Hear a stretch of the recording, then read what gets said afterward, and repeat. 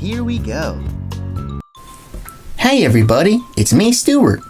Today we're going to be reading a story about Pinocchio called The Witch of Walldunkel Way. Ooh, a story about a witch. Well, let's see what happens in this one. Here we go. It was All Hallows Eve, one of Pinocchio's favorite holidays to celebrate since he had become a real boy.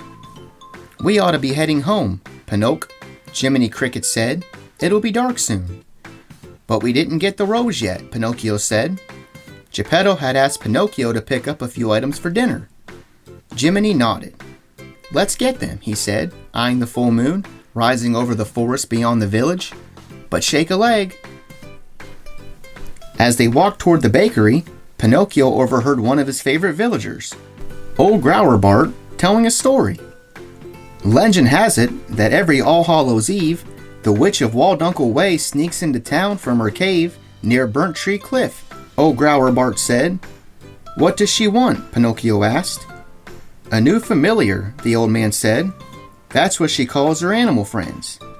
She prefers ravens, rats, and black cats. Once she chooses an animal, the creature is never seen again. Oh no. Jiminy tugged on Pinocchio's sleeve.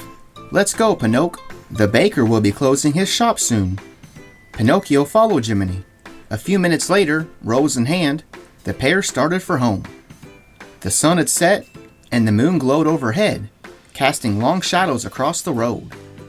It's a little spooky tonight, eh, Pinocchio? Jiminy said with a nervous shiver. Pinocchio agreed. I wonder if we'll see the witch tonight. After all, it is All Hallows Eve. Oh no, I hope they don't see the witch. That would be scary. Soon Geppetto's cozy cottage came into sight, but when they entered the house, all was still and silent. Anybody home? Jiminy called out. Geppetto, Pinocchio called. He stepped over to the fishbowl. Oh well, at least Cleo was here. Yes. Jiminy looked around. But where's Figaro? Pinocchio gasped. What if the witch took him? Don't be silly. The witch is just a story, Jiminy said.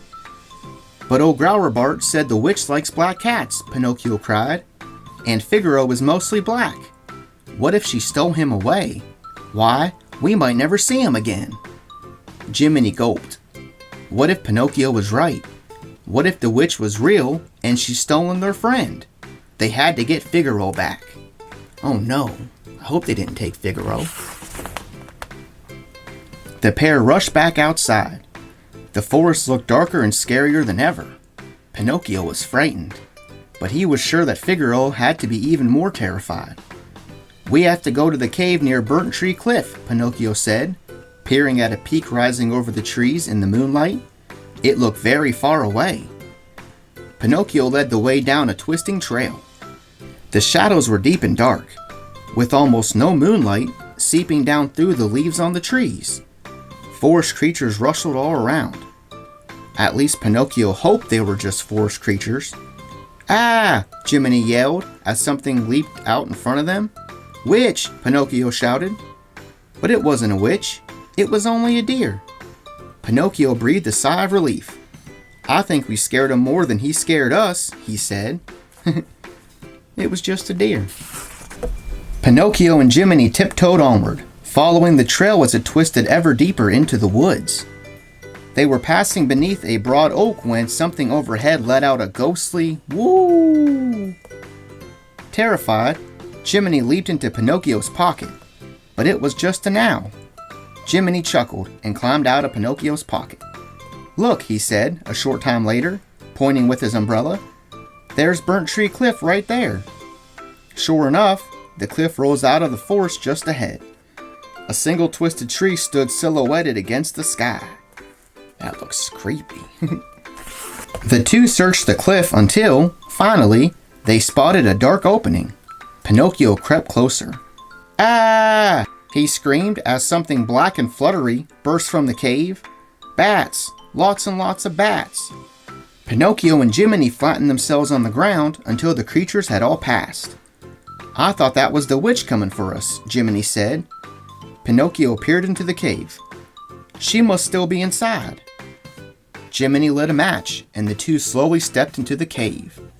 "Oof!" Pinocchio blurted out a moment later as he bumped into a hard stone wall. They reached the back of the cave. "It's not a very big cave, is it?" Jiminy said. He turned in a circle, shining his tiny light into every nook and cranny. "Where's the witch?" Pinocchio wondered aloud. And more importantly, where's Figaro? Where's he at? Disappointed, the two friends returned home. "However will we break the news to Geppetto?" Jiminy asked as they approached the moonlit cottage. "Look, there's Geppetto now." Pinocchio pointed to the road beyond the cottage. Sure enough, Geppetto was marching along from the direction of the village. And right beside him was... "Figaro!" Pinocchio and Jiminy cried. "You're safe!" Geppetto scratched his head in confusion as Pinocchio hugged Figaro. "What's going on?" he asked. Pinocchio explained that he thought the Witch of Walldunkel Way had taken Figaro. "Oh, that old rascal Grauerbart is always spinning tall tales," Geppetto said. "Figaro came with me to the butcher. I forgot to ask you to pick up some chops for supper." He was with Geppetto. That's where he was. Jiminy nudged Pinocchio with his umbrella. "See, Pinocchio? I told you the witch is just a story." At that moment, a howl rang out from somewhere deep in the forest. Much closer, leaves rustled in the shadows beside the road. "Well, let's not stand around growing roots," Geppetto said, quietly clearing his throat. He grabbed Figaro, cradling the little black cat in his arms. "Time to go inside, eh?" And with that, all four of them hurried inside. A little bit faster than usual, just in case. Yeah. The end. Wow. That was another good story. Pinocchio and Jiminy heard that story and thought there was a witch that took Figaro, but it turns out Figaro was just with Geppetto going to the butcher's. Good.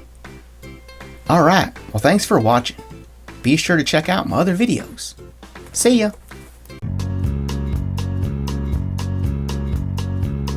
Thanks for watching. See you next time.